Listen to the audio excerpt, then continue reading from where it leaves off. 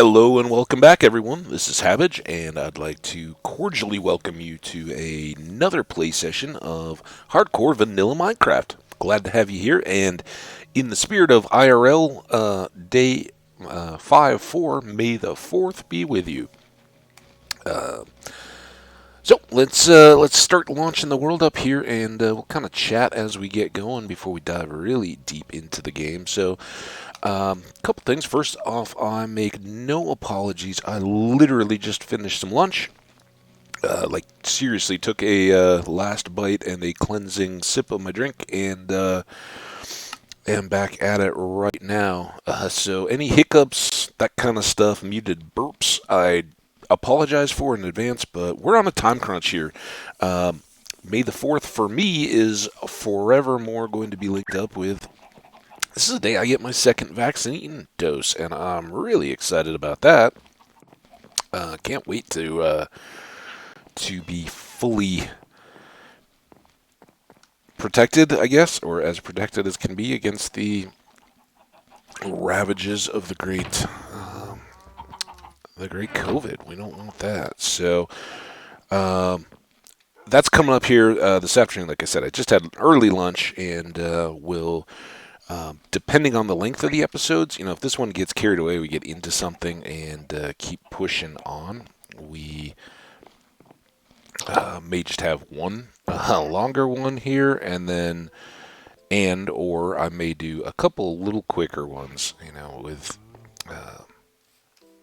even with just right at 2 hours, I'm looking right now.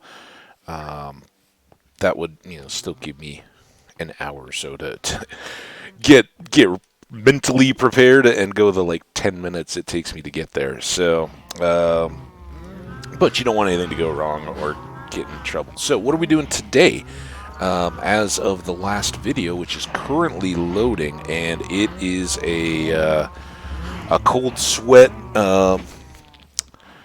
puckering up like you sucked a lemon type of episode. There was very as close as we've come to losing it all once again, courtesy of the Nether. But this time, certainly more advanced content than what we succumbed to in World 2. And the good news is we survived. So awesome news there. More importantly, for anyone who may not have been just right up to speed, we've got a couple things done, accomplished. Most of our early loading up on XP is set. We've fully equipped both our Silk Touch picks, so mining is going to get better. Eventually we want to get up to 4 of those to be fully equipped, and we want a fully set Silk Touch shovel in diamond that we'll carry around, and then ultimately a hoe with some fortune on it. We talked about that for the mining, but that's a long way off. We're not there yet. What are our main tasks? Well, there's 2 kind of things that we want to work on in terms of advancement and moving forward. The first is, I believe our stock of diamond is at 1. And aside from making a shovel, that's not good for anybody. So we're going to go on a little bit of an underground adventure here in the overworld. See if we can't rectify that and get maybe a stack or so with fortune. We'll see. We'll see how the luck favors us and what we end up with, what we run into along the way. What else do we have going on? Well, the next things beyond that we'd like to kind of deal with are, or actually before, is we want to get our potions equipped and set up. In terms of advancement, that's actually more of a priority now than just having the diamonds and additional tools. We've got to, that will let us go on excursions without too much issue. But next up for our, ultimately going to the end, fighting the dragon, and then getting shulker, all the good stuff that comes with the end, and cities, elytra, all the goodness. We want to, we need to, first go fight the dragon and kind of secure that end to the end. We'll have an adventure to get to the stronghold and even find that portal. So lots of content that will spread out over quite a bit of time. But before we ever fight that dragon, we're going to need some potions to keep us safe and give us a little bit of extra chops when we do. So we'll try to get started in that direction today. I don't know that we'll have all of them by the time we're done, but mainly what we want is to be up and running and well supplied with nether wart, so we never have to worry there again. We'll stock a bunch of bottles, get a brewing kind of workshop set up, an area where we can have all our supplies, kind of move it out of that little cubby under the stairs, and get ourselves really ready to go. So we're just going to knock out this next section for now before we go on our diamond mining and get our. Don't want to hit any of those with the iron axe. We'll just kind of leave any fortune type ores in place. Carve out all the stone with the iron axes, and then pick those up with silk touch after we've cleared the area. And at this point, as you can see, I'm going to kind of just go ahead and do the sections that I do have up to the 5-block height. That's where I'll want my overall ceilings, just kind of for day to day. You can reach the 6th from standing, reaching upward, but 5 makes it not feel cramped.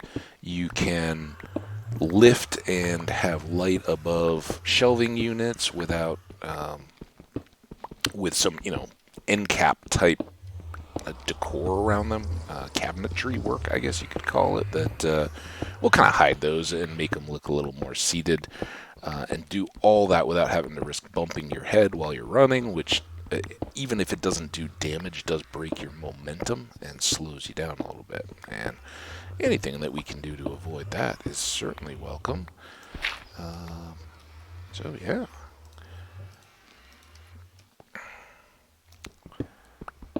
We'll have this going in a little bit. That'll get the soul sand that we acquired on our last journey into the Nether, kind of as the last on the way back to our portal. We found a big patch of it and grabbed enough to make a farm. So we'll drop that in here and then be off to the races.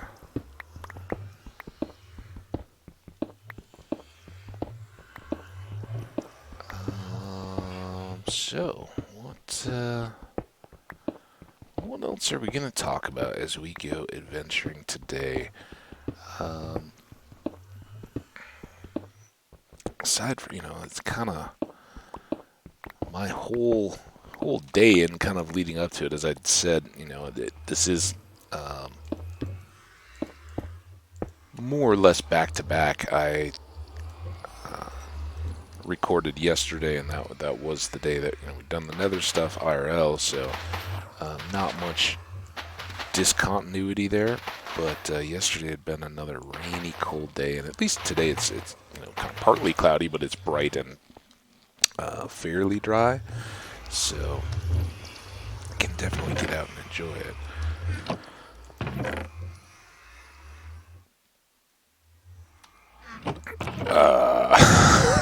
I was very concerned for a second there. Okay, so we'll get this planted, and again, this is just like those little nether wart sections under the stairs, just with the spacing of our floor. A nice 25 block works out real well. Turn that a couple times, and we're going to have more nether wart than we could ever need. Oh, I almost forgot this lapis, so let's get it before we go. All right. Now, we could certainly work on base expansion. I think some of that is all going, fair warning, is going to come in as we play towards the end. Before, we're not just going to headlong rush into all of that kind of stuff. But as let's put this down here in the stuff from the Nether box. Yeah, before we just make a headlong rush to the dragon, we'll do some more building, a little more base improvement. In part, some of that was just waiting on having the better tools. So I have been looking forward to a little more expansion. We've talked about that off and on, but for anyone who may be wondering, if we've talked about, oh yeah, we've got to get this and that, and to get going, we just need the potions, and then we're set. Yeah, absolutely. But for anyone who may be new, just a heads up and reminder that I'm not basing my success on how far, how fast I can go. I'm also trying to flesh out a world and have adventures along the way. And there's biomes we haven't found yet, and all kinds of additional content to just enjoy. And as I've said so many times, that content is enjoyable when you're not just top tier game or geared to be used. All right, I think I just come up to put stuff away, but got sucked in. It's having done it so much, it's tempting to go try to turn the fields and all that, but we'll let them do their thing for a while. I don't think any of them are particularly ready, and by the time they are, or by the time we're ready for them again, they'll probably be fully ready to go. So we won't rush it or overly worry about sticking our head in over there. Now we just want to get as much cargo space as we can for our little run.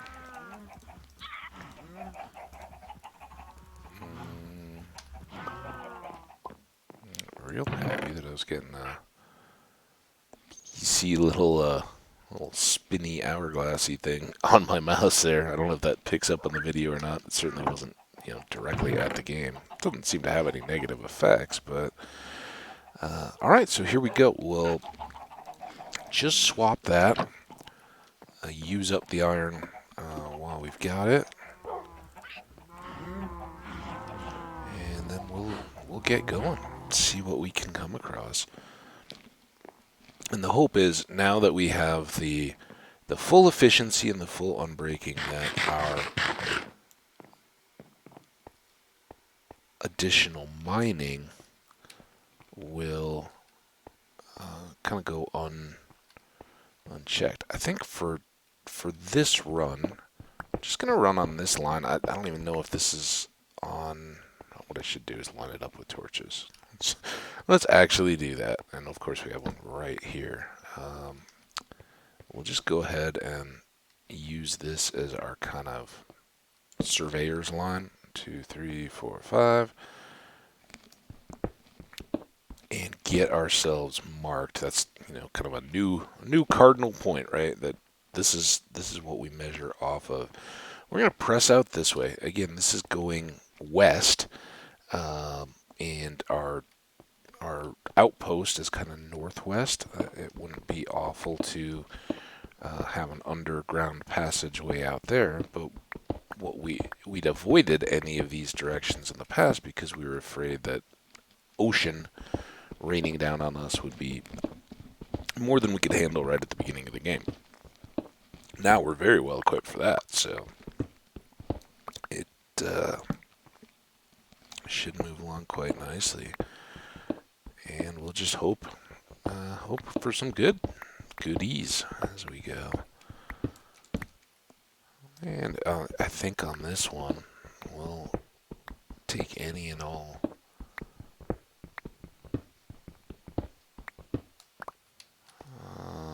Let's swap for now.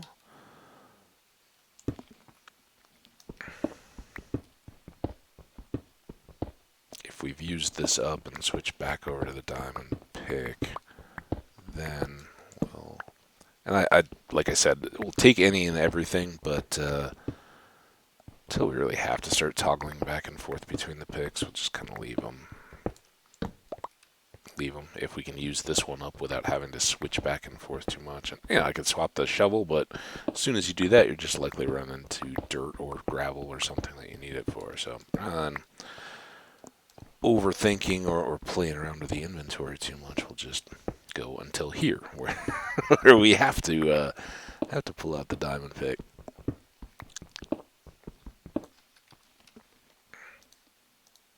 And may as well keep these even. This almost guarantees that we'll have gravel or dirt in short order.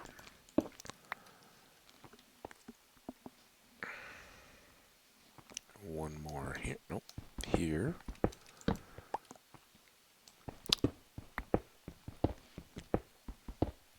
And again, I apologize. I hope that my mic isn't too prone to picking it up. It may be, though.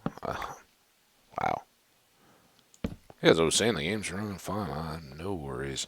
Now, if you're picking up a little bit of background noise, I apologize, but I do have the dishwasher running, and it's kind of in my kitchen. I'm in more of my living room area, but as I've said, I'm apartment-based, and those things don't spread out too much. And because I do have the follow-up vaccine scheduled appointment and all that, I didn't have the flexibility. Gotta have clean dishes more than I gotta play Minecraft with you guys. So we'll just endure it, and I hope it doesn't get too terribly loud. I won't run my laundry. My laundry is so loud in here, so that I will never have running unless I just totally space it and like, oh, I want to record and forget that I've got it going. It's kind of one of those when particular cycles like on the washer go, it's like rumbling and stuff. I'm happy with it. It's a good washer. It's just kind of loud, and you don't think about those kind of things as much when you until you're in an apartment that you can't quite escape as much, right? They're kind of I have a nice little laundry closet type area off my kitchen, and it's as far as apartments go, it's very spacious for that, but it remains an apartment, right? There's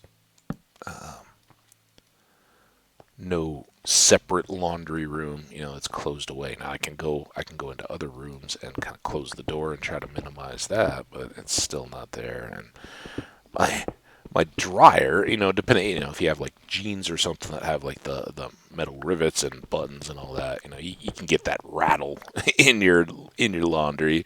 But otherwise, the dryers are pretty quiet. But it has this like notification end of cycle buzzer that goes off, and I've looked. I can't find a means to adjust it or turn it down. And it buzzes 3 times at the end of any of the cycles, and the first one is fairly long, and it's ridiculously ear-piercingly loud. Like, what are you doing?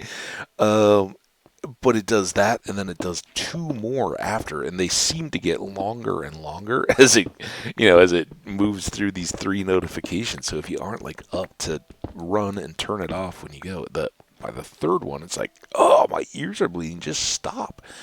And I wonder. I try to be a courteous neighbor and all that, but it's like, man, the neighbors have to hear that, and I don't know. I can hear. If I'm, kind of the kitchens are on the common wall of the building, right? And that's pretty common design, right? Rather than having like your bedrooms and stuff right on top of each other, or the spaces that are designed to have TVs and stuff sharing any common walls. And the walls here are great. That never had much of an issue at all with noise. But they, they still, I think it's just, when you're building units like this, you just, by design, you make the spaces where you're not going to be spending all your time, the back-to-back walls, and then make all those little rooms. So like the bathrooms, the kitchen. I have like a little dining nook that I never use for dining. I don't know about you guys, but I'm definitely the dine in kind of the living room area person these days, but or on my deck. That's it's got to be the right kind of evening. You're kind of waving at the neighbors and the people going through the parking lot and some of that kind of stuff. But it's still pretty nice to be able to get outside, eat. I have always thought eating outdoors, whether you're camping or picnic or anything like that, it's so great. Breakfast outside too. Seeing when the day is still cool and sun's coming up. Usually there's more birds and stuff singing than you would have it like middle of the day kind of time. So I really like starting a day outside. I think that goes back to my childhood. This is a fun story I hadn't thought of particularly sharing, but when I was a kid, my grandparents had a small, and even for that time, old cabin cruiser boat. And I mean, this is, the cabin was an inside part that you could go kind of huddle in if it rained. And it, in theory, it had like a couple bunks. You could fill them out. But it was pretty. I mean, it wasn't as small as like say a sailing boat's cabin, but it was pretty small. And it had like a little, not a galley, but it had like a tank sink and a little, like a camp toilet kind of thing built into it, and all these things. It was more like an old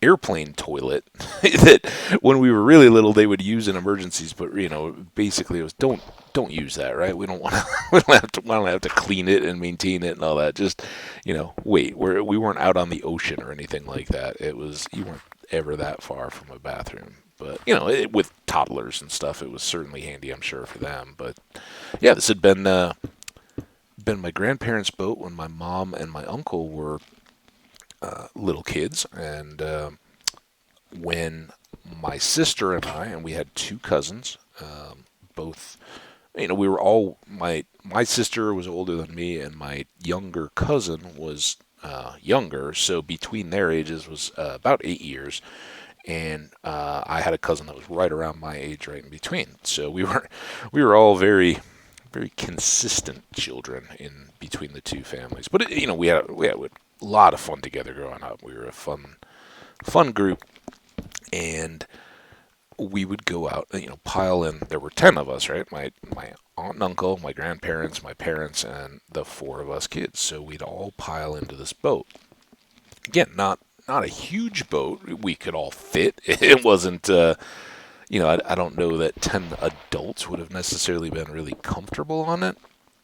But we would go out to this island in this lake, and it had a little, it was kind of a club, right? A boat club deal. Not like not like in Caddyshack, you come on down to the yacht club and that kind of stuff. No, this was, this was like a bare bones metal picnic shelter out in the middle of a lake on an island, and the rest, it had like one field that they mowed like, maybe once a week in the middle, and we would, occasionally like bring a soccer ball and play games out there. They had a number of little docks, and you could fish off the island, but it was, it wasn't crazy, and it wasn't super fancy. Some of the people that were in it treated it as such, and had just, for the the size of the lake that we were in. And I've always marveled at this in Colorado too. You see like these people with these just crazy boats that you would see, and look, see them look small, but they could be on the Great Lakes. They could be on some of the intercoastal waterways and stuff out there. They probably weren't all ocean worthy, but they were, big, and this is like, hey, we got money, we want to flex, and then here we roll up, 10 of us in a little old cabin cruiser, old, it was well maintained, it was it was nicely, a very nice boat, and very good outboard power boat kind of deal.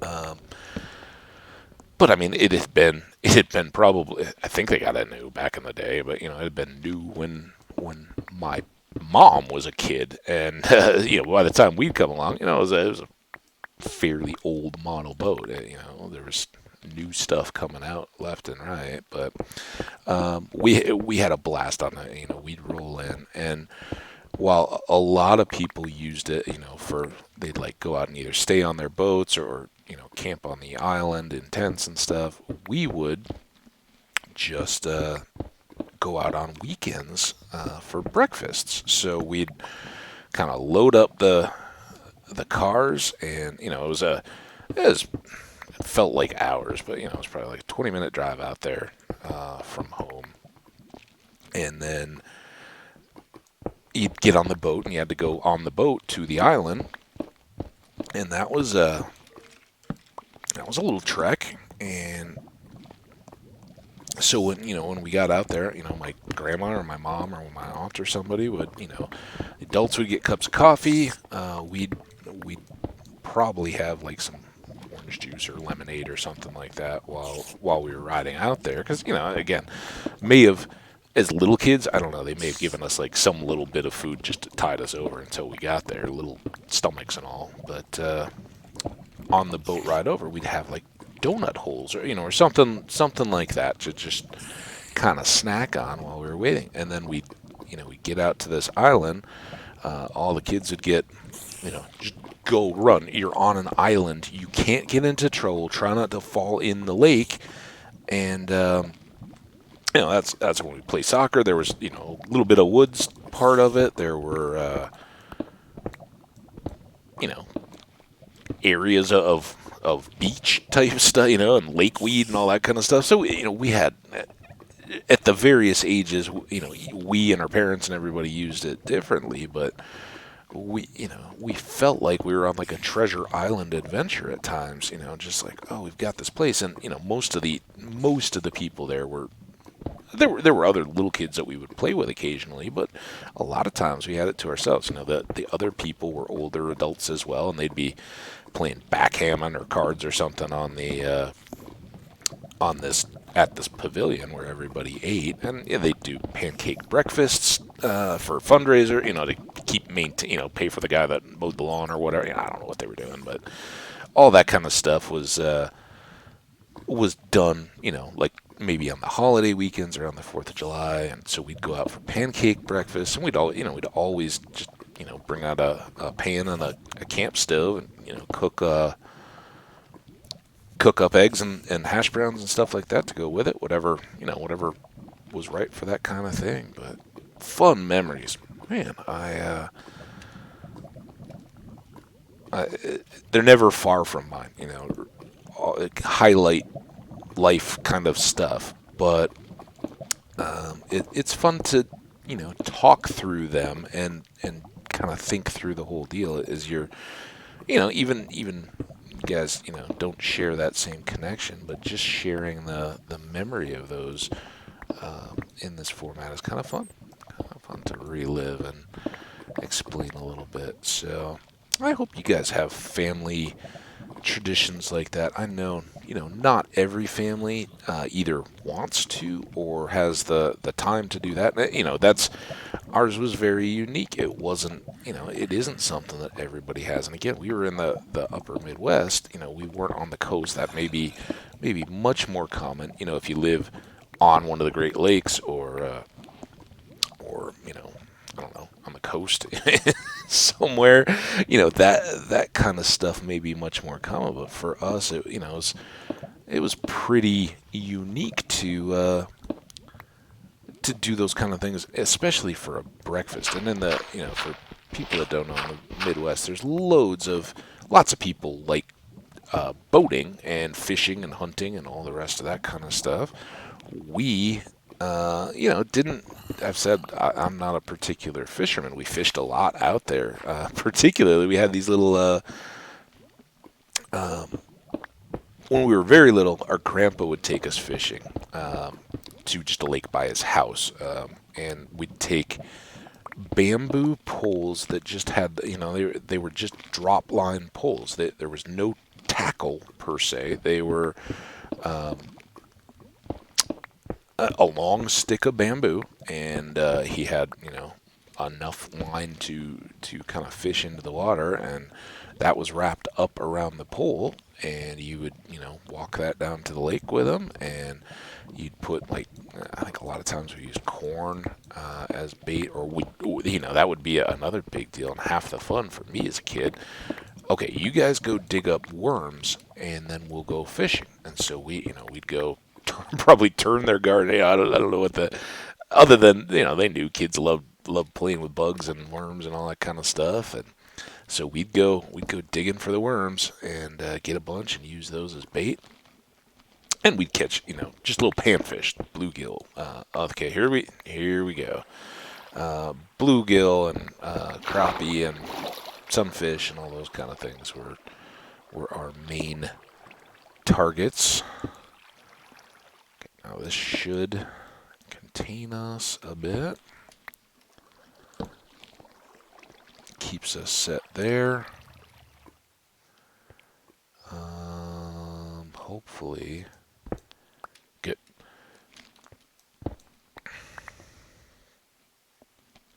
Yeah, we don't have any glass this time. Again, kind of overhyping the potential, but you can see this is our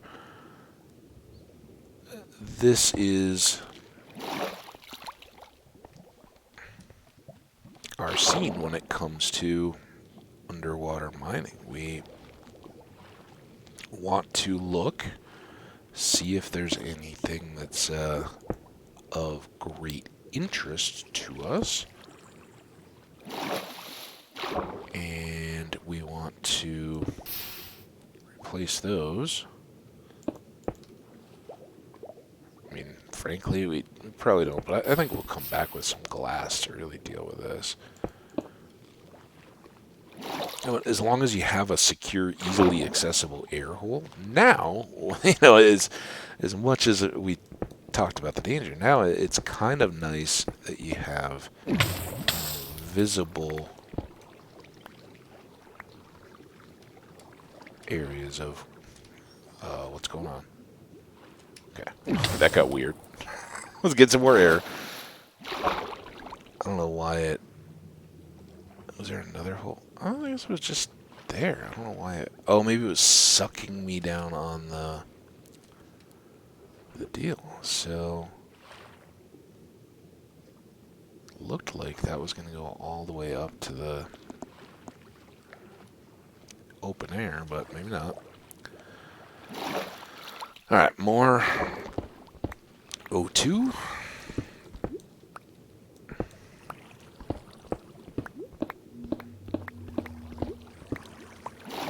And now we'll have a little bit of current to deal with to get back out of this, but we've got air here, so we're fine. And having that aqua affinity, that depth strider, all that really helps.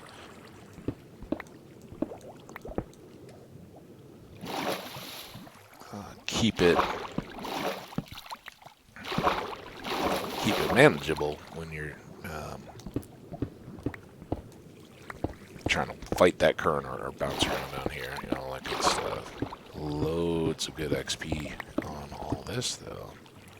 Glad to have it. Okay, so now we swim our way back up. Just frame in enough, and then we'll leave ourselves a way out. We'll do 2 things here, and let's just fill this wall. I think that'll probably be glass. I don't know. Should we go get some? a little bit of a painful deal here to get all this stuff sorted. Oh, is that more? Well, man. Let's just go get glass. Again, the fun of Under Ocean is that it does, lots of different chambers and things. You can go for 5 blocks, or you can go for 100 without having any water, and then it can be just chamber wall, all that.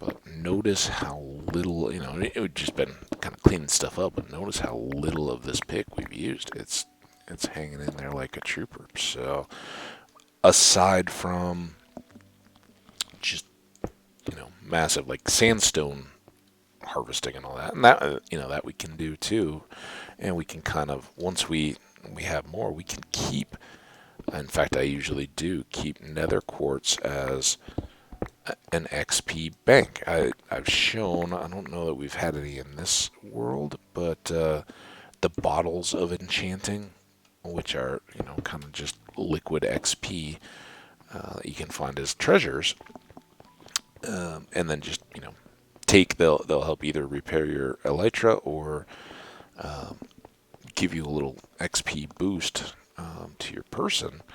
Well, I kind of look at nether quartz the same way. If you save a lot of it, then if you do need to, say we need to go to the quarry and we need to get a bunch of sandstone, we can use, as many picks as we want, all down to the nub, and then come back, and if we've got lots of stacks of nether quartz ready, we just harvest those up, and that'll reset our gear and be ready for more. So our regular stone is now going to grow quite quickly compared to our cobble. Put both types away. I think we had some dirt over. Do we have more dirt? Yeah, well, we got a lot of dirt. Dirt, that's granite. And was this where we... Okay, that's just our black stone and stuff. I'm trying to remember, I set some of that stuff up at the end of last episode, and it's good to kind of take the reminder. We don't need that, or that. And we don't need the gravel. Let's cook. Ooh, there's some XP. That. And that.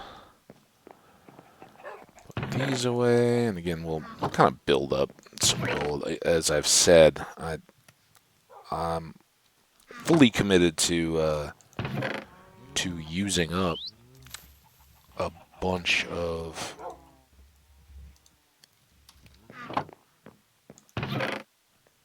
or all of our gold even, just to keep us as stocked as possible until we have a full stack of apples. I'll just keep throwing what gold we have at them. Unless we have like a side item or something that needs a bit of gold. We'll try to, and that's why I don't just, it's not every time I have 8 pieces I'm going to turn around and make another apple.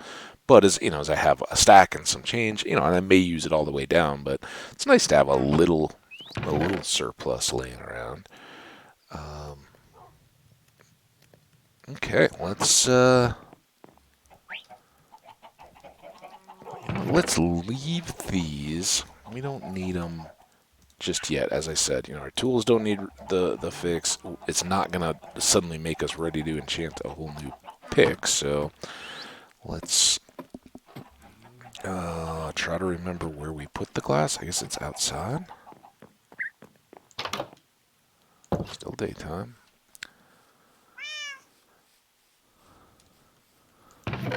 Okay, lots of glass. Let's take a few of these. One I want to use, so 4 should be alright. Let's use 1 for bottles and take those downstairs. I guess let's make a bunch of doors. I don't know that we'll need a whole bunch, but if you're gonna have one, you might as well have a whole bunch, and we can kind of make air chain, like a little airlock kind of deals for ourselves as we go in and out of the watery areas. Um,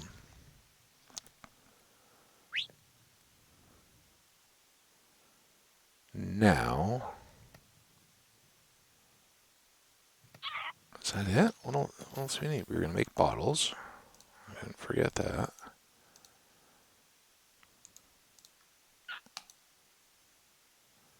Um,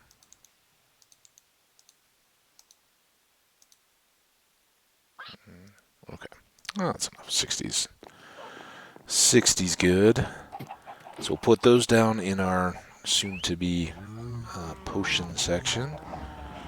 And then this will let us push back deeper into the ocean. I mean, we can go go as far as we have the patience to mine for that. Our nether wart is coming along nicely.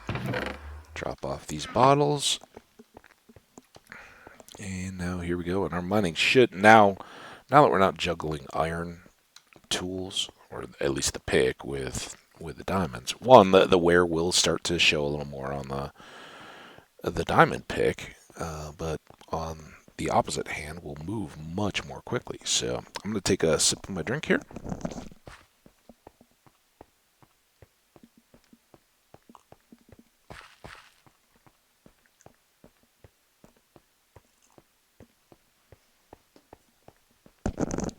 Man, do you ever notice how if you just try to drink quietly, it's so loud?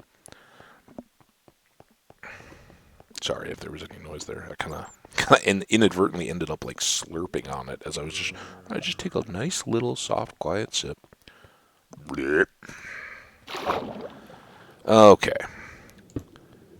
Glass this up.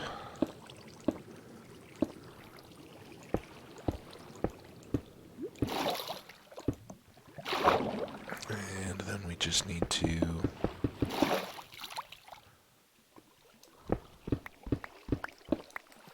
fill in here.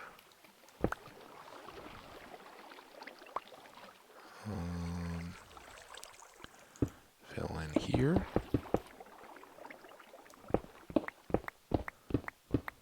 And then figure out what we're going to do next. Now, as we go through here, if this is our correct torch spot,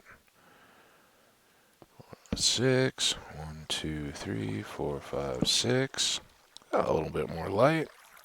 And we kind of poked our head up there. I mean, we don't have to go deep into every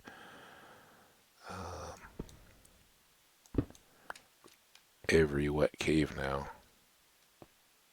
Kind of know what's in store. But what we'll do is, okay, that actually was clean, so that's good. I would like to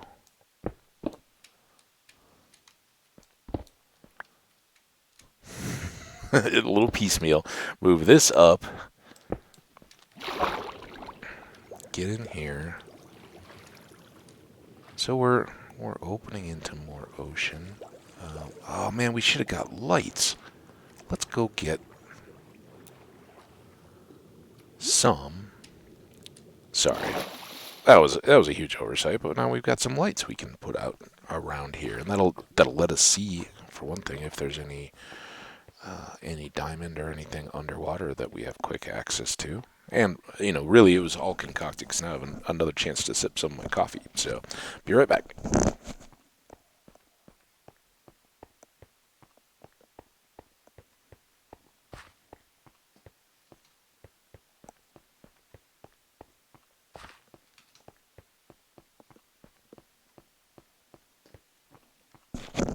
Oh, that's good.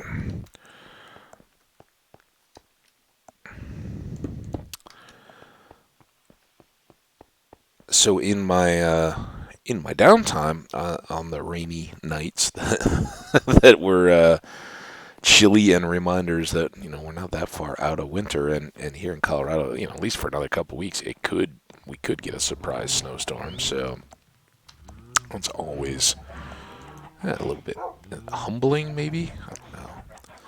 But I was watching a series, and I don't know where it originally aired. Maybe, feel free to drop a comment if you do. But I know one of my friends had raved about it. Just in a kind of everything text thread that we keep going. But the show Louder Milk, I definitely would caution, audience discretion. It's another adult themes and topics show, comedy with a little bit of drama mixed in, but by and large, it's intended to be humorous and satirical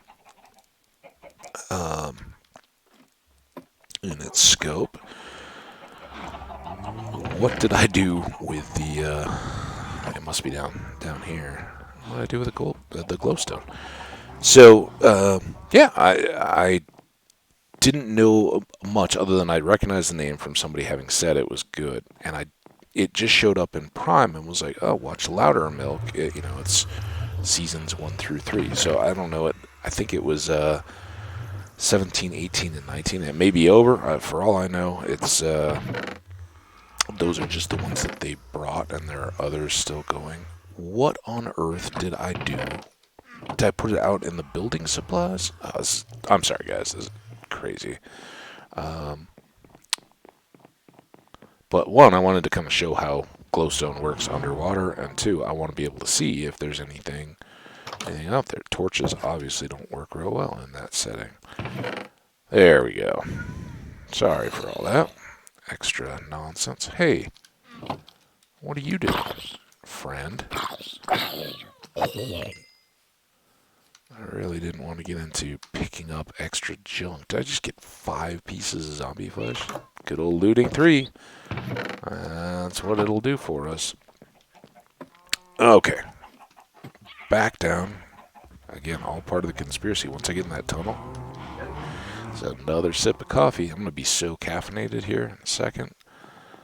I got to watch the time a little bit. We should be about 45 minutes in. I did kind of note the start time today, so I can keep better track. But all right, I'm going to get another sip of coffee here.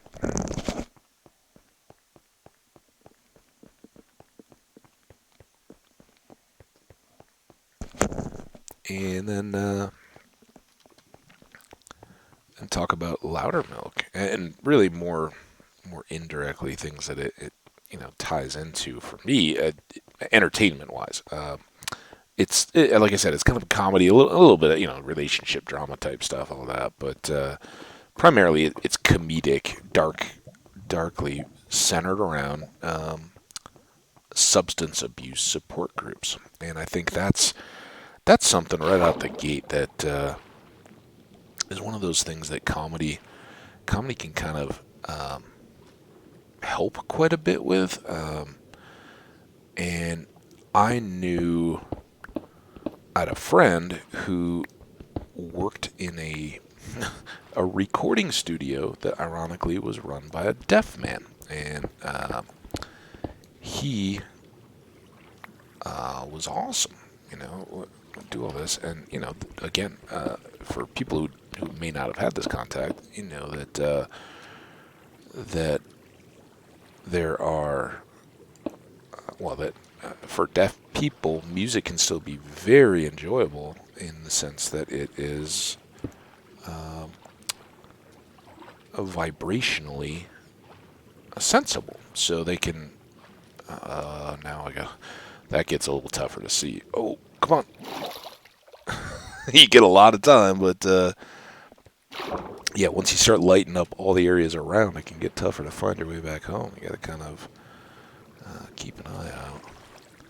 So just while we're down here, and you can kind of get a look at what may be coming, and those would be creeper-rich environments if.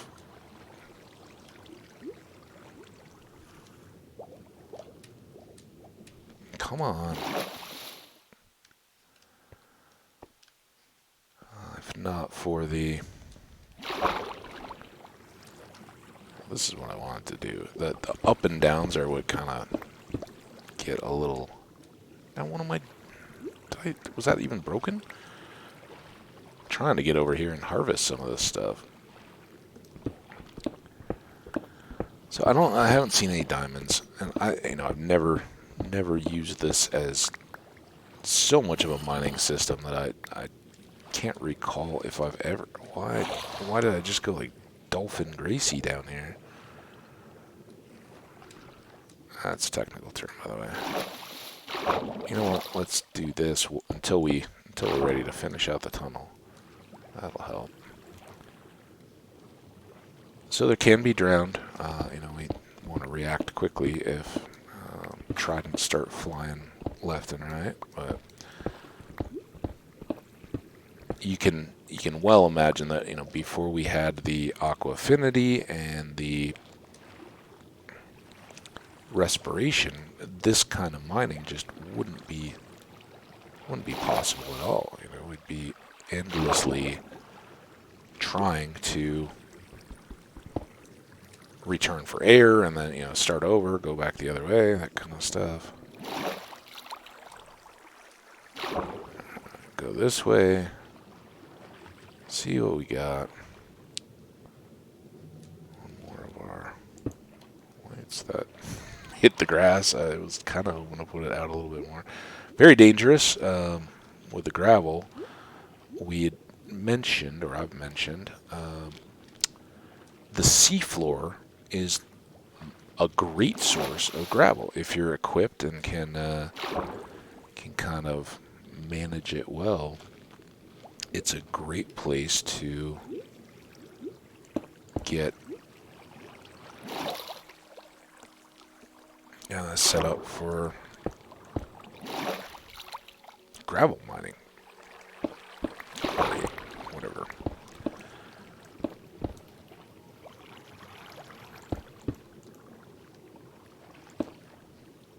The other nice thing about our changing circumstances here is that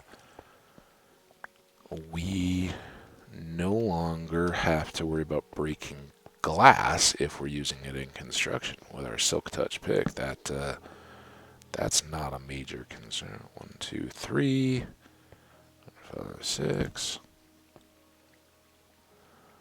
Get back on track here.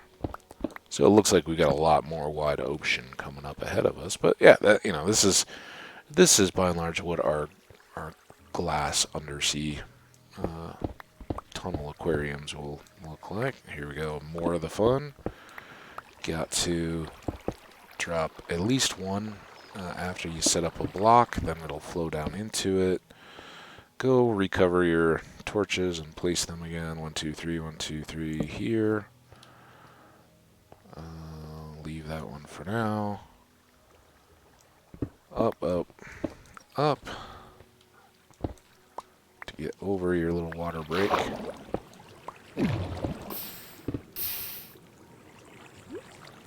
Fill in any magma chambers.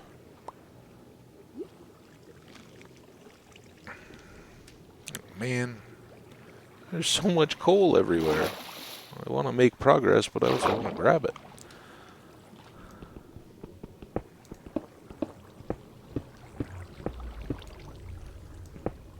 And, here it's really the dark that's your biggest obstacle.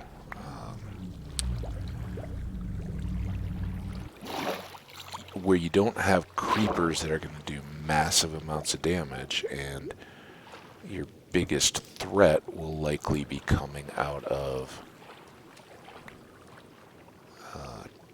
any drown that may find their way to you and throw tridents. So they can be a little tougher to locate, in the dark when you're going, but with just a few glowstones kept in stock, you are pretty quickly free of those fears. I don't know, I'm just, a lot of times I'll put stone on that bottom one, but give it a try here.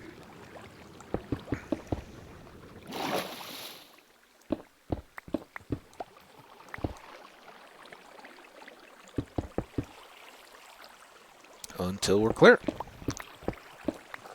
Until we're clear.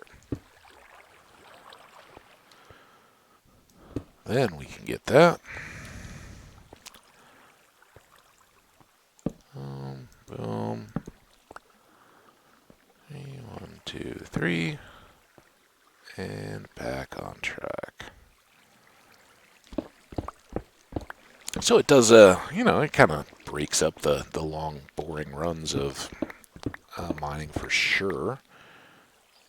It is, a bit of a flex on the helmet and the boots that we can be down and productive down here. That's nice. We got, is that all the coal we got out of all that? I thought we were way ahead of that. It's kind of disappointing, actually. Oh, here's some more. This is going to be a flood, I bet. Let's see if we can do this.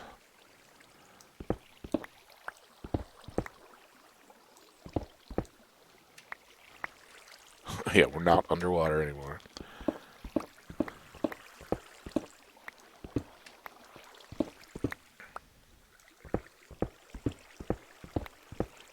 And here it comes. Oh, that got real dark. Real dark. Okay. Some light back. Alright, well, I think we got all our coal there. Enough, anyway. I'd hoped that, if anything broke, it would fall down that way, but... Oh, do we have enough light there? Last thing we want is a bunch of zombies chirping at us if we walk this way. 2, 3, 1, 2, 3. Is that enough? I think so. Yeah. Right on schedule. Oh, got a little lucky there.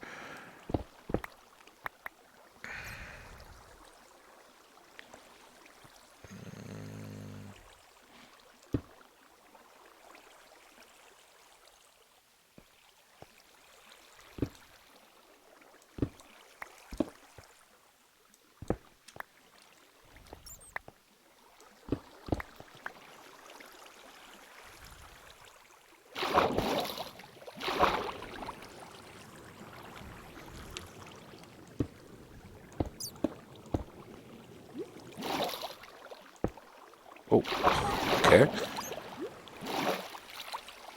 There's a block there. Hopefully it's clear what I'm doing here, and that is that if you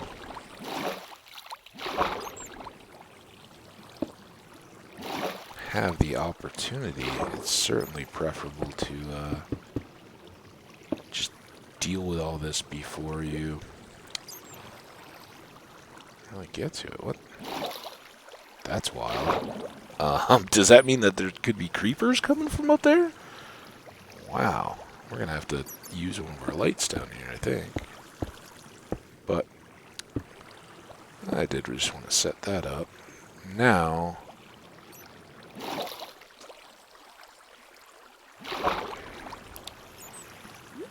let's try doing this.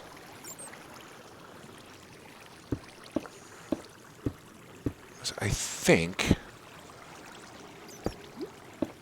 this is more or less what I've wanted to do for what I've kind of referred to as an airlock or a water lock. So we would then pop the door.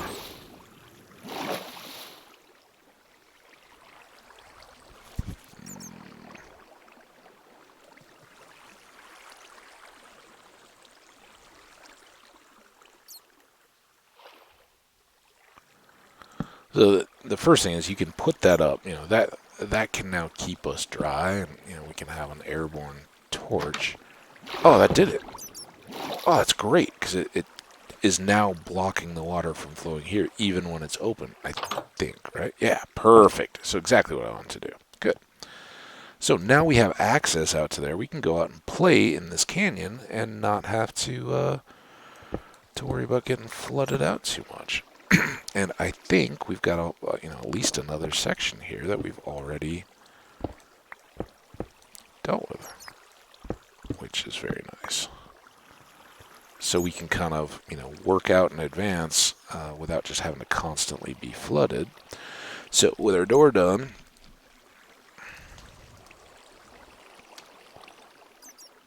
let's first... Ooh, there's some diamond.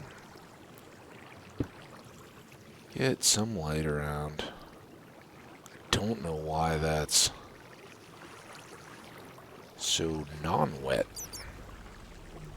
It's nice, but it's also a bit scary.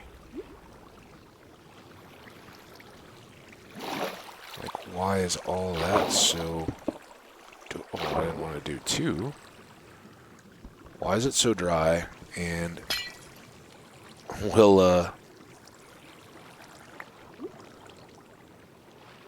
that, like, allow creepers to fall from that higher ravine down onto us? I don't know.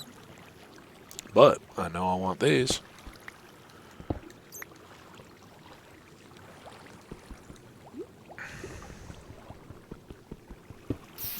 The same as before, but this time it's easier, but I still don't want to risk losing my diamonds if the water can't get to the lava first. That should do us.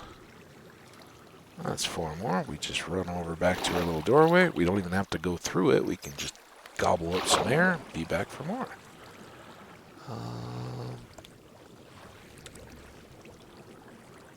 All very nice. And again, we haven't moved very far, but fun little adventure to have. Now the question is, what is this ravine gonna do to us or what does it have planned for us in the future here? That we know we need to do. These two are good. But now I've got to transition. I got to worry about, are there mobs up high on ledges that are looking to get me? I don't know. I can do that. Again, it's very just backwards of what we would normally expect to be doing, right? Instead of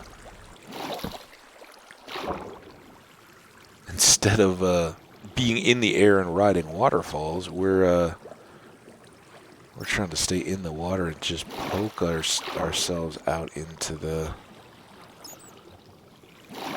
This is all ocean.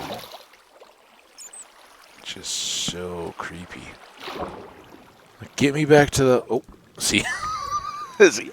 It's very, like, vertigo isn't what I'm trying to say really, but it's got that kind of reverse feeling where in vertigo you can't tell what's up or down.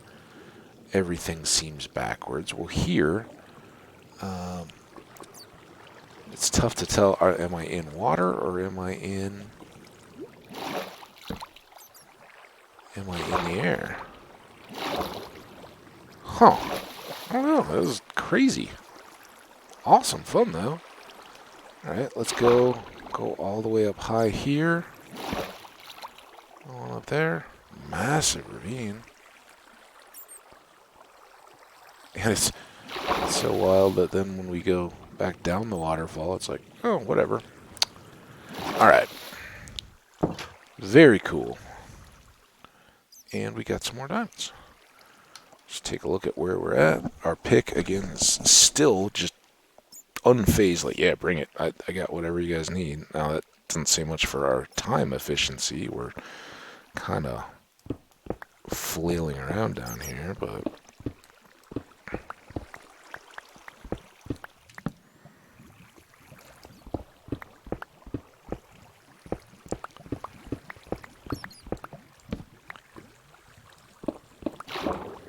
And more.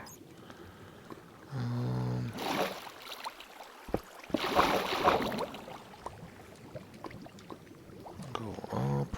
It seems very much just not overly exciting, but let's get enough light to see. I think we'll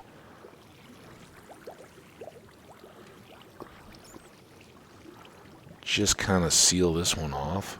I don't think there's enough to even warrant a fancy glass skylight.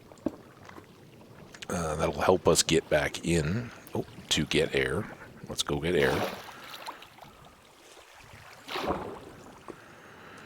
And then we can just poke out here, get what of these goodies there are readily available.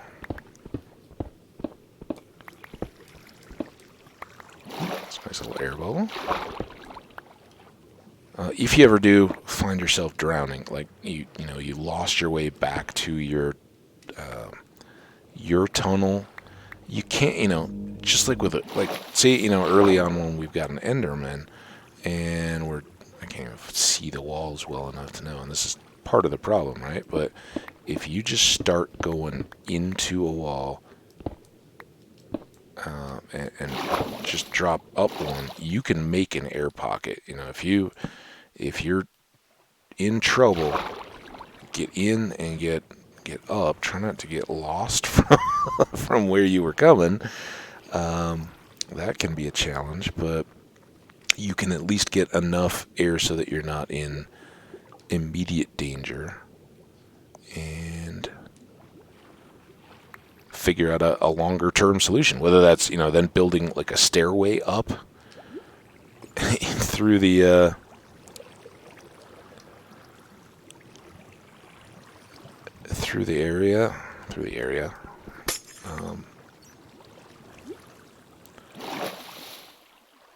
through the rock until you just have climbed to the dry surface or even the ocean where you can then try to swim. As long as it's not flooded, you should be okay to maneuver.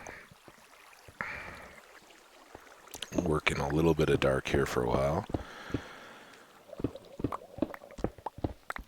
That sounds like a drown. I wouldn't mind getting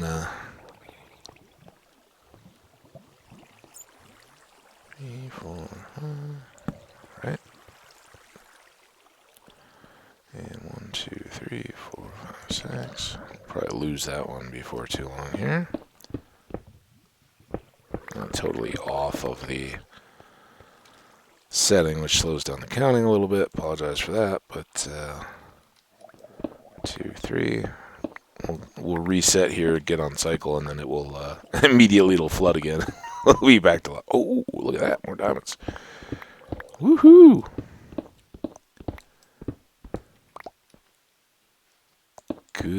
Good stuff.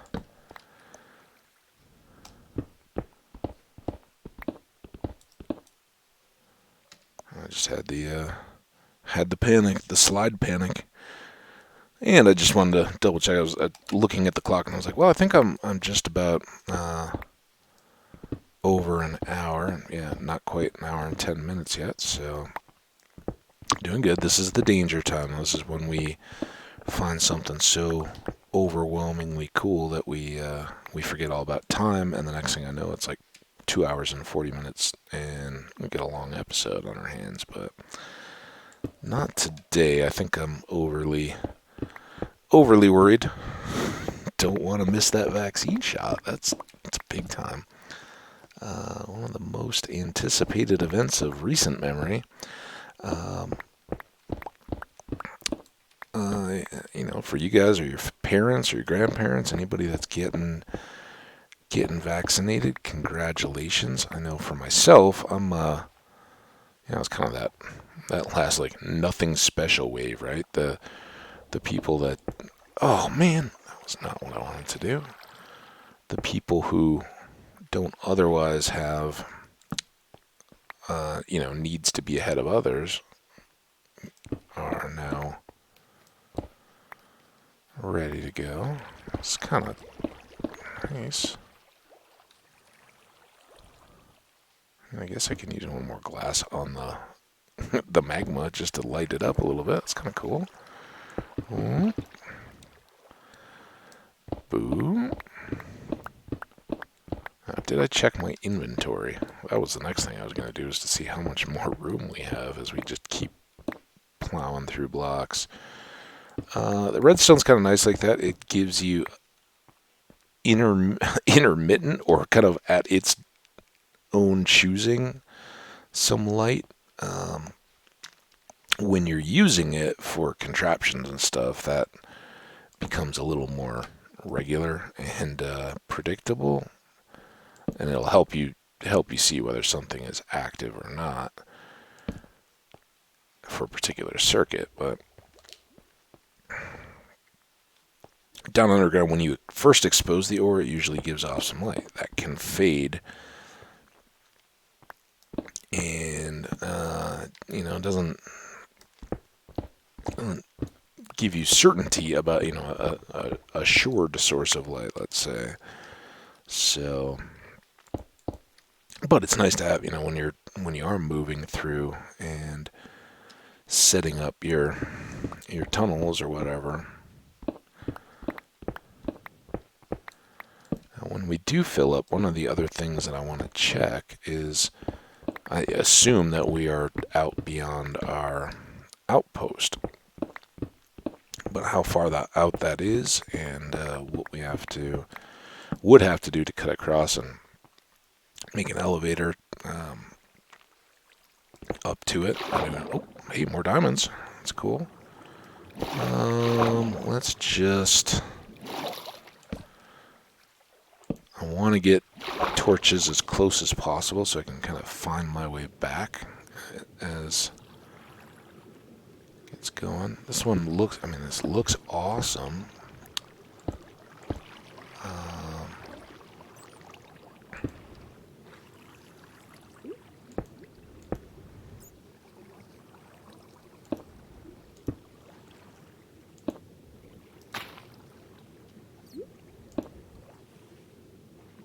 Some more air. So maybe here we'll do another of our now proven little doorways, since they seem to be working so well. So we want to make sure that and we're going to do another one over here too.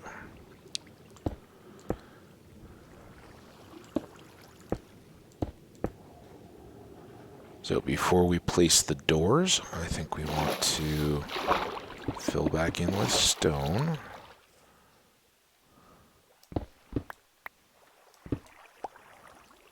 And then just do these two. Again, get kind of... Wait, why is that still... I never get... That looks like glass. What is that glass? That water flowing in from? It's weird. Oh, wait, we have... I didn't know that those were offset. That makes a lot more sense. Okay, now, you guys can be cleared out. You guys can be cleared out.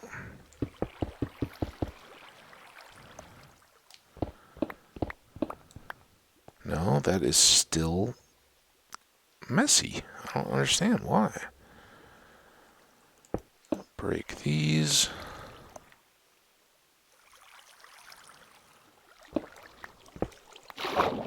Break that. Get our doors back.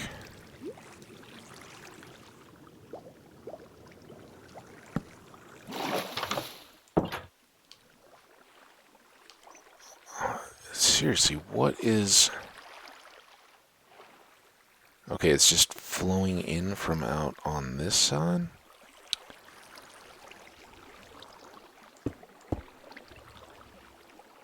So that clears everything.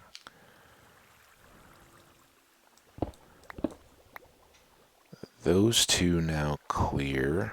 Let's do that. That. And then that. And this. Why is that still flooding, I wonder?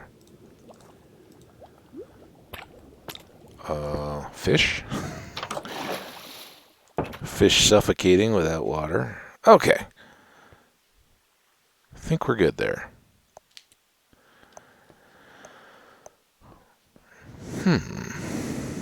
Let's reset here.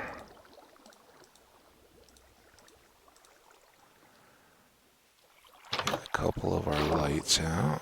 Maybe one like that. One a little bit further. I mean, just cool little waterscapes underneath, right? Maybe one up high above, right above our little walkway. And then one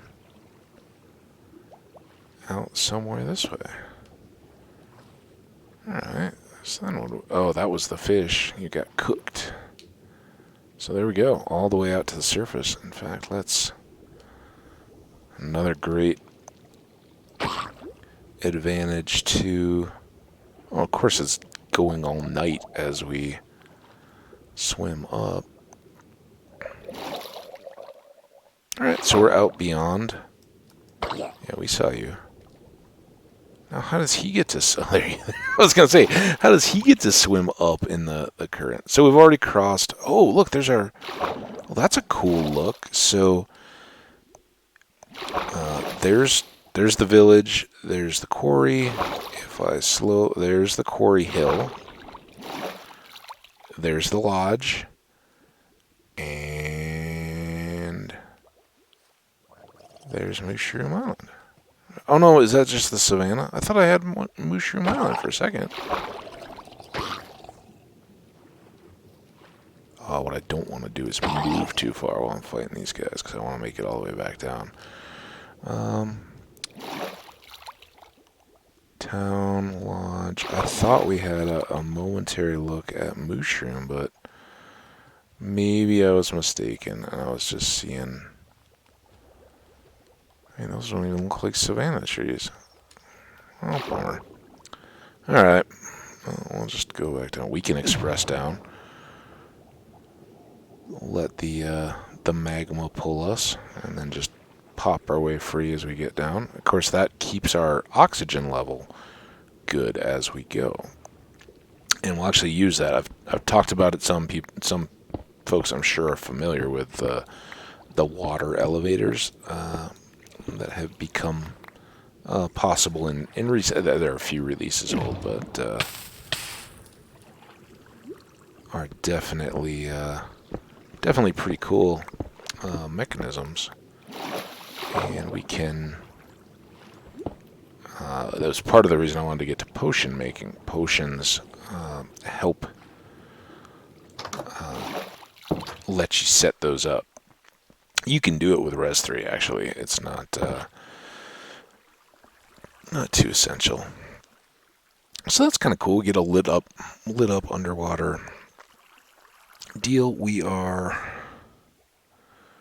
pretty close. A stack and a half of coal, another 9 raw, and I think we had like 6. So we've got 15 ores of diamonds, I believe, if my count is right.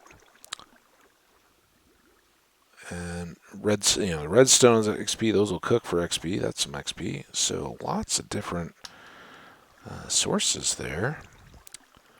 Let's have a snack and reset our torches because we don't want these wall lights. 1, 2, 3, 4, 5, 6. 1, 2, 3, 4, 5, 6. 1, 2, 3, 4. 6. Oh man. That was what I meant to do while I was up there. Now what are you... Oh, no. Oh, and then I could have saved that. What is going on? Just...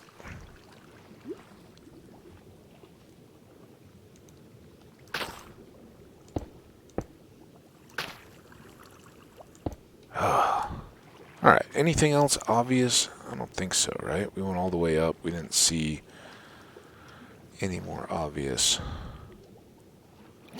signs of flooding. Now, we can get that block back. That's nice. Close that. We can fix this torch. 1, 2, 3, 4, 5, 6. I think that was the 6th, right? 1, 2, 3, 4, 5, 6. Good, good.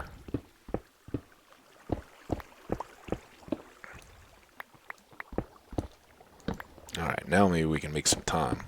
It's fun playing in the water and all that, but it does slow us down.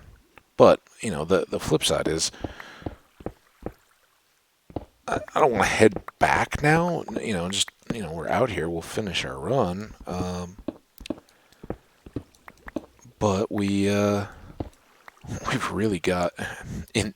The sad truth is, we pretty much have all the diamonds we need for the rest of the game at this point. There's, we can use them for beacons. We can decorate and bling and all that kind of stuff. But with 15, we're gonna have enough to make any of our remaining two. Now we can, we may have 20 enchanted diamond pickaxes by the time all is said and done. But at least to start, at least for playing intents and purposes, there's not a need for a whole lot more than what we've already got. So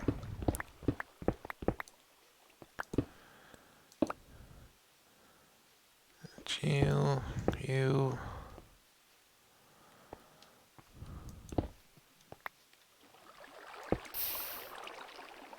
Just might as well try to get those dealt with beforehand. Let's go dark.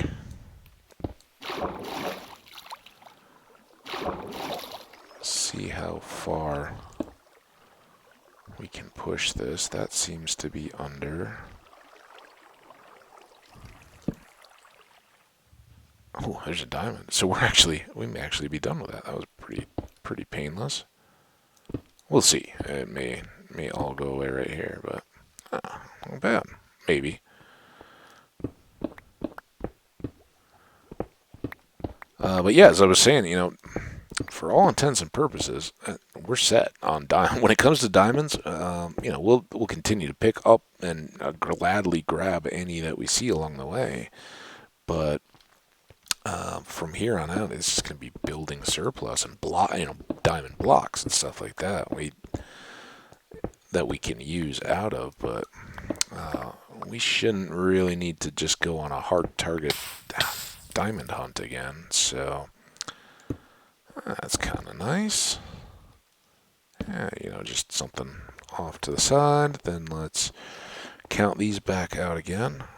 1, 2, 3, 4, 5, 6. 1, 2, 3, 4, 5, 6. 6. Now how are we doing? We picked up a fish. That's important.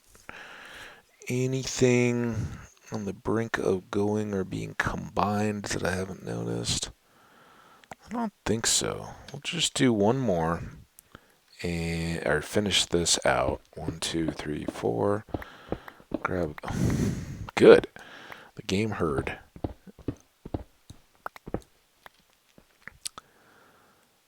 We'll attempt to. Oh man. We'll attempt to finish all this out and then head on back. And I think by the time we've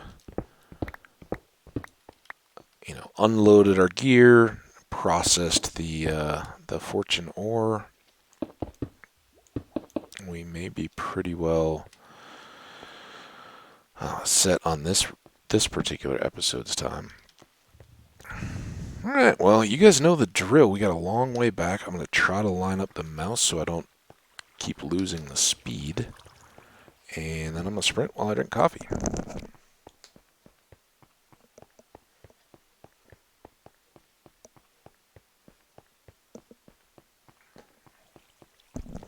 I did notice we missed a couple pieces of iron and some redstone and all that, but our pockets are pretty full. And this is why I want taller hallways in anything that I'm using for transport. Being able to jump through this is much faster when you end up with these longer runs. So in our nether highways, when we get those set up, when we're dealing with, and ultimately ice boats are great. I'm definitely down with some of those. But a 3x3 tunnel is pretty decent, except that you can't jump reliably without bonking your head, and if you have any irregularities on the ground, that'll slow you down or stop you. So that's something to look out for. We got all that. Anything we need to leave down here? I guess we can start. I'd thought about moving the magma blocks at some point anyway.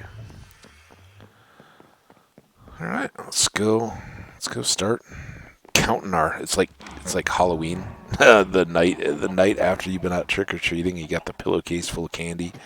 You're like, all right, now let's dump it on the floor, make a big pile, and see what all we got. In some ways, so much better than Christmas, right? And I don't know, I don't know for you guys. For us, I think like a lot of family, more so than a lot of people are comfortable admitting. Even as kids, holidays can be tough. Times can be tight for your family, and when you go through those times as a kid, if your parents are out of work, one of your parents or both are out of work or looking for jobs and stuff, and they've kind of been trying to teach you along the way, we're economizing, we're not just going to buy a whole bunch of extras, then you feel their stress at the holidays, and I remember, and first of all, I certainly know just how blessed and truly, in a global sense, how affluent my family and my childhood growing up was. I was incredibly blessed to be, not just in that kind of comfortably upper middle class. Again, middle class is such an elusive, and now it's become such a political hot word. But my parents owned a home, had a mortgage on it that they paid through, and that kind of became their retirement. That was, by the time they were done, it was actually paid off. They didn't just live in this I'm always going to have a mortgage mentality. That was something that they were working towards as they had it. And I've said many times that as we were growing up, we didn't get we did travel a lot, and I've said the reasons why for that. Not the least of which is just travel completely expands your perspectives in life, and you should, anybody that has the opportunity to see new places, feel like an outsider amongst a different culture, you will, I almost guarantee you can't really hold on to bigoted attitudes if you've been an outsider. If you've been in a place where you don't know the language, you don't know the culture, and everyone there is looking at you and laughing, you won't be so quick to do that to the kid at class that talks a little funny or has a different skin color or anything like that. So those are just the very base. My family had more familial reasons to travel as well, to see relatives and things like that. So that became a priority. But we didn't have extravagancies in others. We never had, we had our parents tried to make sure we were well and nicely clothed, but we didn't have a lot of the expensive fad clothing that went around. I didn't get Jordans when those came out, and I was a kid when the first Jordans were coming out. Now I look at them, I'm like, man, what's going on? When the first three Jordans were kind of crazy, and they were truly just shoes that you would get and wear, and but it was, I didn't have any of those to wear in class.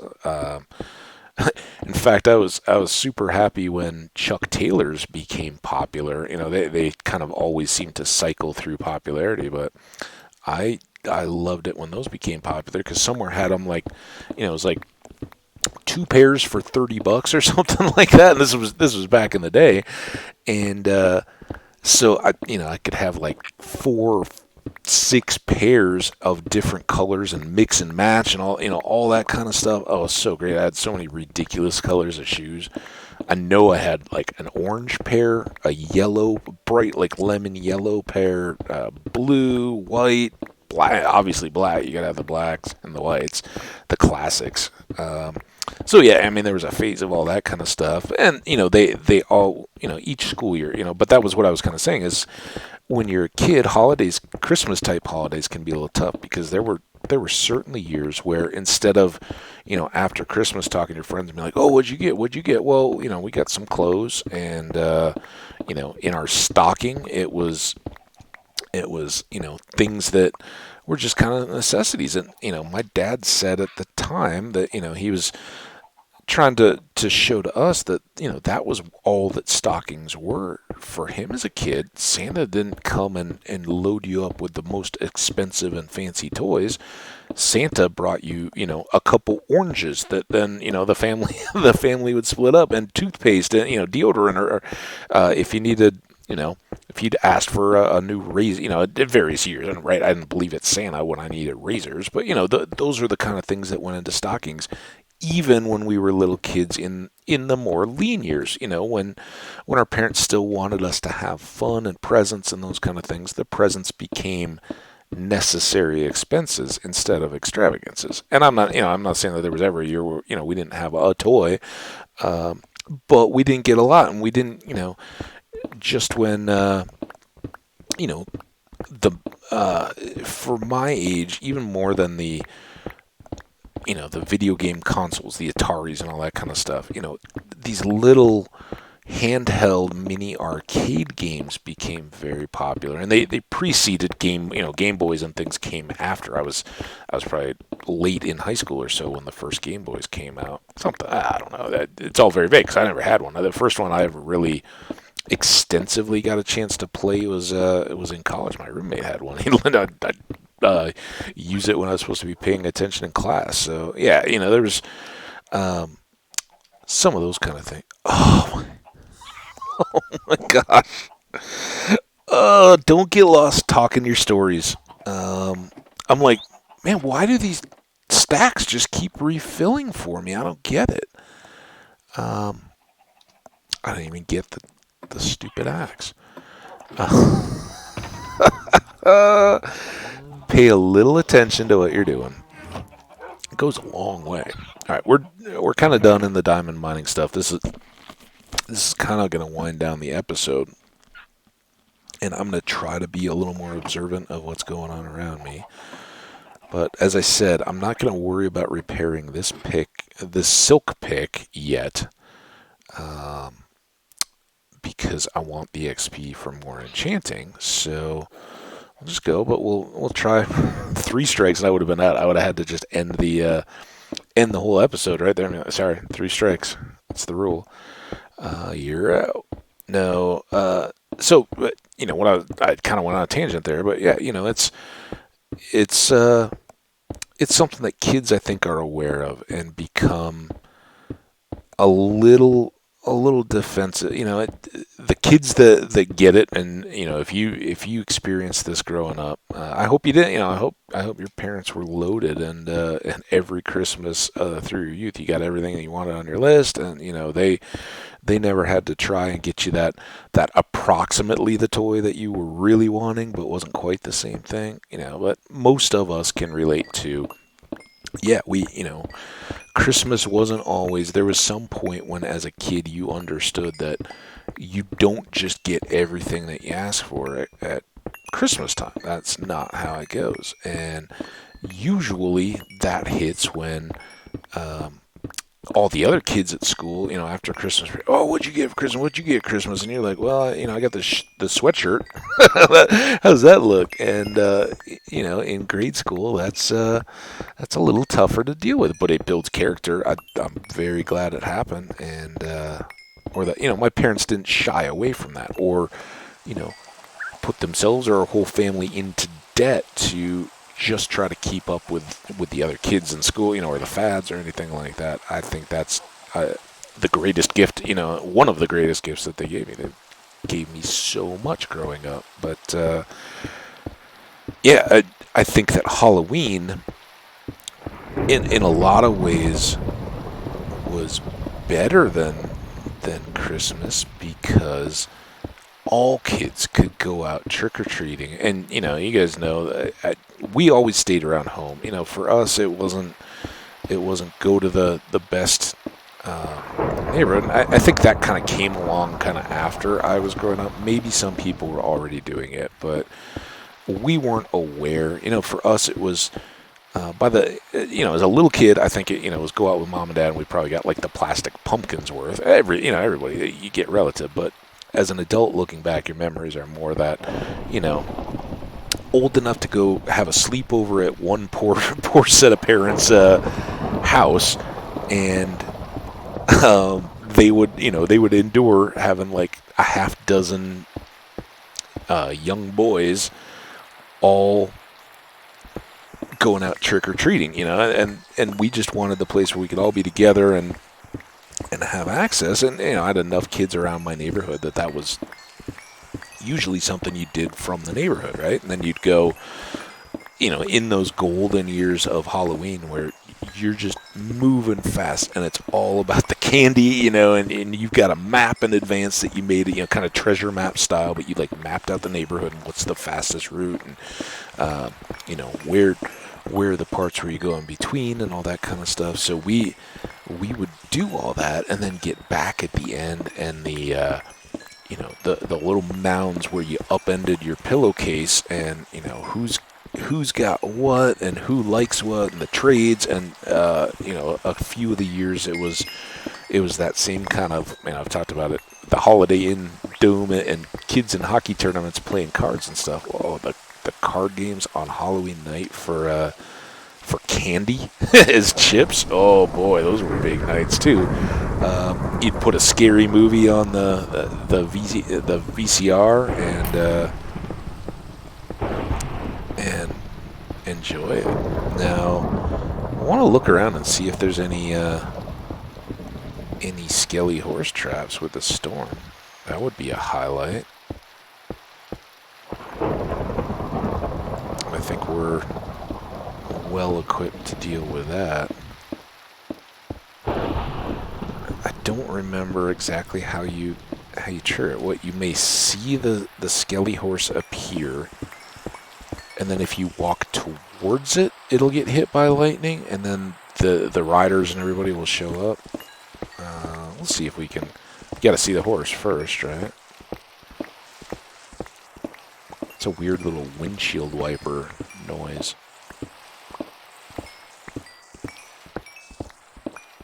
Good news is dishwasher seems to be done, or it's just in like the silent dry cycle.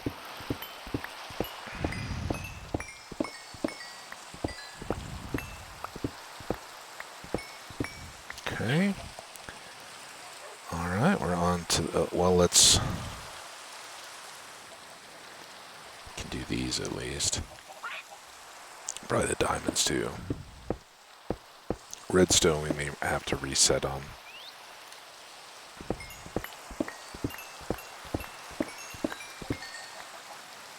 Yeah, let's just go.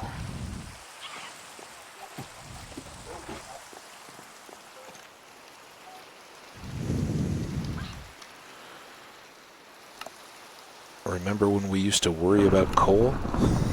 Not anymore, folks. We are now set on coal.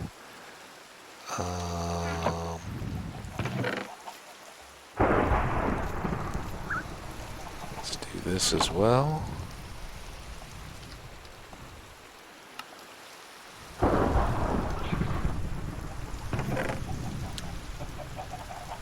Just like the gold here, as we're not using it as much, we'll put blocks and just kind of, run those together. Redstone, you get so much. When I fill a whole row, that's when I'll switch those into blocks. And that'll certainly be coming here.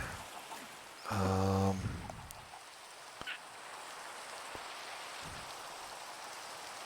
wish I knew. Again, I don't want to...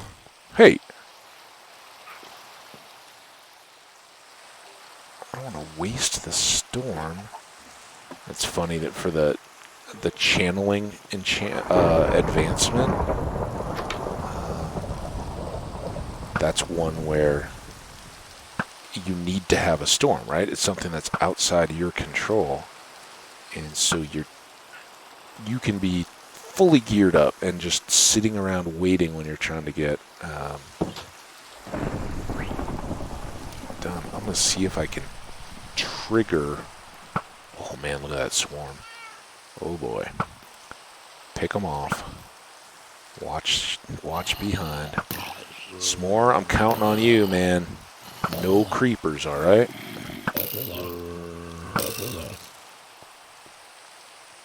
Why is he in the water, by the way? Oh, come on now.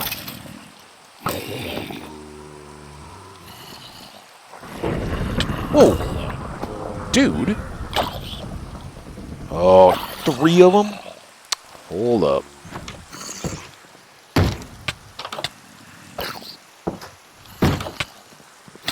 Oh no. Okay.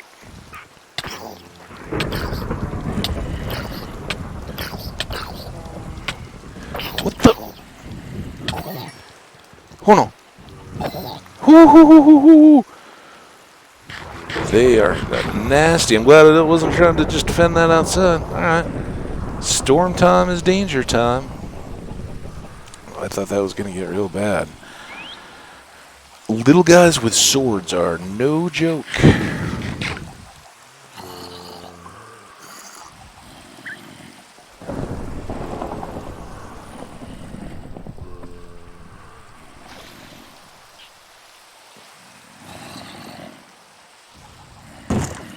Oh, man.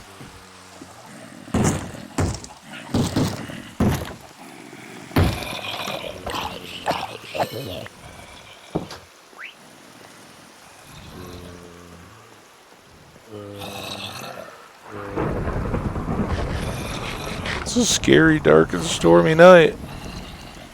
You can go away, Mommy.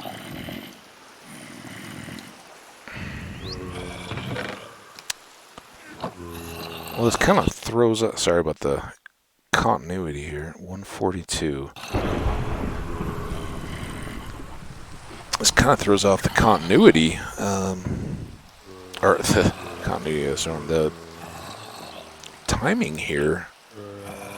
I mean, I'd love to go out and mess around in the storm, but I also want to get these guys done before we run out of recording time and have to either restart or make this the one. Man, look at all those dang old zombies.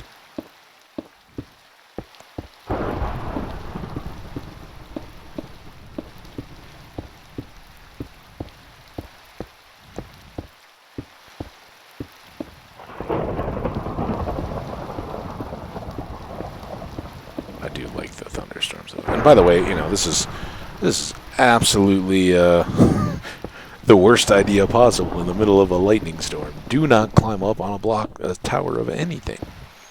Horrible idea. But maybe because we're floating it off of a bookcase and it's not actually anchored into the ground, it's not trying to dissipate that static electricity, preventing the lightning. Oh, we can say that. Oh, morning's coming. That would be nice if the storm lasted. By the time we get back down again, can flip back to the next episode and go try to get a scaly horse. I don't think that's the way it's going to play out. Look at all these mobs. Oh my goodness. What have we done? I hope they haven't busted out our door. I don't think they're quite that smart. At least they can't go up the ladder, so we do have an escape.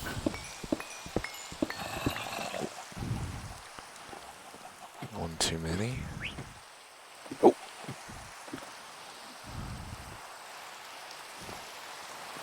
Alright. best for last.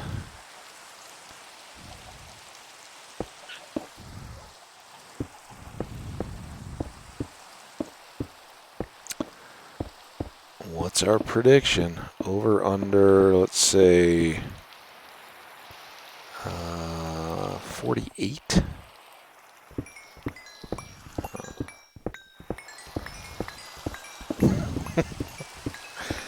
48 may have been pretty conservative.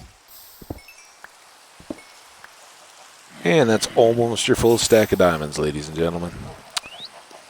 Wow. And 24 levels. So we're doing pretty alright. We want our blocks of stone. Take all that. Blocks of redstone again. Get a little bit of leftover, and this is purely storage, really. I just like having those. Let's go ahead and make up a couple more picks just to have ready to go. In fact, we can make 3, 4. Let's make a shovel, a hoe, and 2 picks. Boom, boom, boom. Alright, that's kind of our full complement of tools when they all get done. Put those back away. And we'll just store those up here where they're kind of ready in order. Our bow is still doing fairly well. That's the other thing we don't want to completely neglect as we're going here is we'll want to build up a replacement there. We want to, as is, we'd be fine going in after the dragon, but you don't want to have a bow on your last legs when you go to the dragon fight. That's one you'd prefer to have pretty well set. Go put our fortune pick away. And with 24 levels, I don't think we're going to get too far, but let's see how much we can put. Well,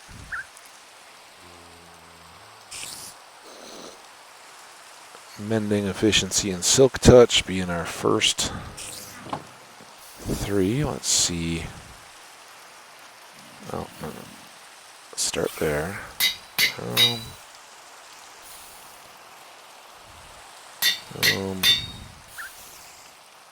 Boom. So that was 14 levels, I believe. Still got 10 to go. Let's do the unbreaking next. If we can, it may be an 11. Oh, perfect. So that's a totally usable. Now we just need to get the 18 levels, I think, to put on the other efficiency here.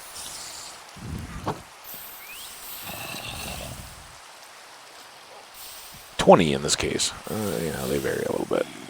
I think it would have been 18. That's the extra level maybe coming through. So we'll carry that. We don't necessarily need to use it. We'll put this away. And kind of call ourselves good. You can hear the neighbors kind of rustling. Oh, the rain just ended.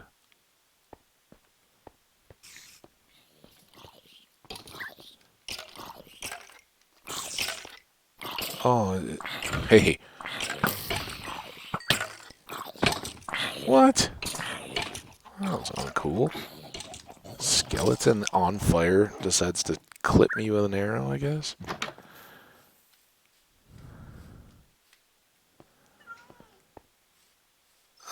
So we missed the full opportunity for any skeleton horse trap. That's a bummer.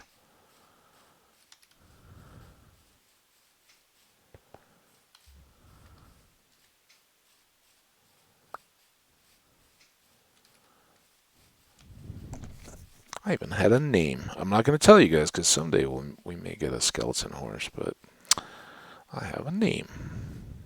By the time we see another opportunity, I will have forgotten it, but I had one. Okay.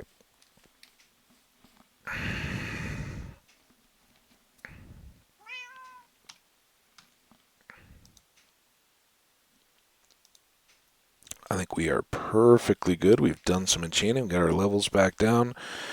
So what's on tap for next time, which will soon be after this time? We're going to turn our attention a little bit to brewing, see if our little netherwort garden down there is close to completion. We'll maybe see if that gets our farm a chance to harvest. We can turn all that. As you saw, we used up most of our supply of books, so we'll want to get those back up again.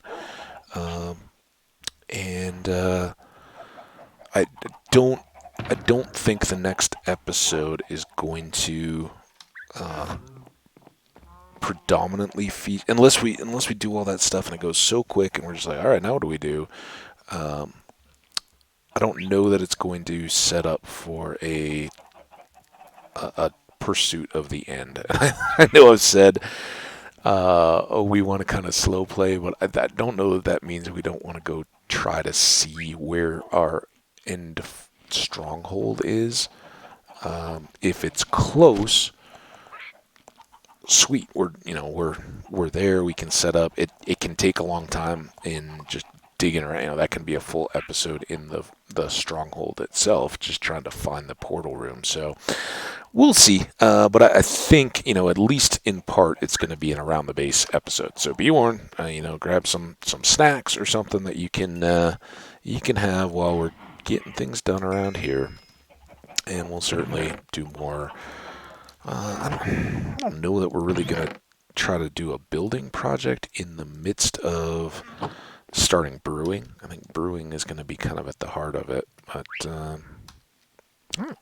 we'll see how it all comes out.